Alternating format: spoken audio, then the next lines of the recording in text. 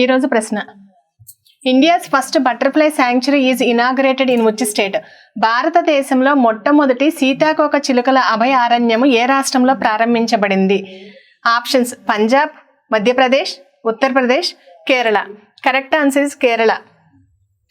భారతదేశంలోని మొట్టమొదటి సీతాకోక చిలుకల అభయారణ్యము కేరళ రాష్ట్రంలోని కన్నూర్ జిల్లాలో ఉంది. ఇక్కడికి సీతాకోక చిలుకలు వలసలు వస్తూ ఉంటాయి.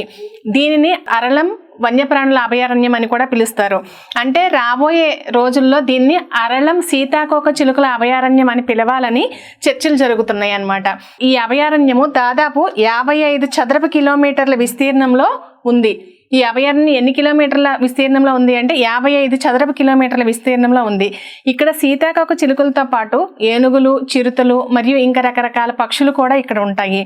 కేరళలో మొత్తము 327 రకాల సీతాకోక చిలుకలు గుర్తించబడితే ఒక్క ఈ అభయారణ్యంలోనే 250కి రకాల పైగా సీతాకోక చిలుకలు ఈ అభయారణ్యంలోనే ఉన్నాయి.